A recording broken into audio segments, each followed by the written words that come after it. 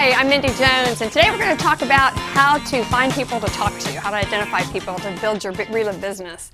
And two things specifically we're going to talk about is how to constantly add people to your list, because eventually you're going to run out of people that you know, and then also that your list is a circle, not a straight line. And when my sponsor came to me to get me started in the Reliv business, the first thing he said is, your list is your paycheck. And I wanted a big paycheck.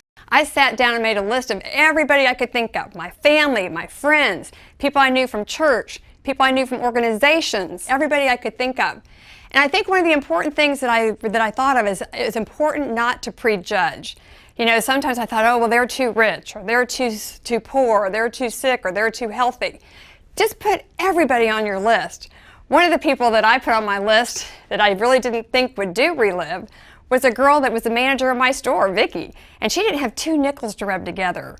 But she introduced this to somebody who was an opportune moment, who introduced it to a family member, who introduced it to a very successful businessman from Australia, and I ended up opening up the entire country of Australia.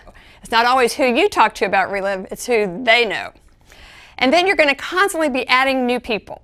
You know, I try to add 2 new people today, even 24 years later, I'm always adding new people to my list. So how do you think about new people? You know, first of all, you want to be visible. You know, have your Reliv shirt on or your Reliv button, or some people have Reliv signs on their cars, and some people have, do trade shows or booths or something like that. But whatever feels comfortable to you. You want to pay attention. When you're out and about, you want to listen to what people are saying. People are telling you all day long they're tired, they're stressed out, they're overweight, they're broke, and you have the greatest opportunity just to jump in there and say, hey, I've got something that can help you. I remember one time I was going from the airport to my car after a trip, and I was on that little bus that takes you to your car, and I met this gentleman who was a sales trainer. And we exchanged business cards, and I called him the following Monday. We went and had lunch, and he really never did too much with Reliv, but he introduced me to Anna Mark Metz, who had become the two of the top distributors in the company. And you know what? That didn't cost me anything, and that was somebody I didn't know. So you want to really be aware of your surroundings. You want to listen to what people are saying, and just be out there constantly networking.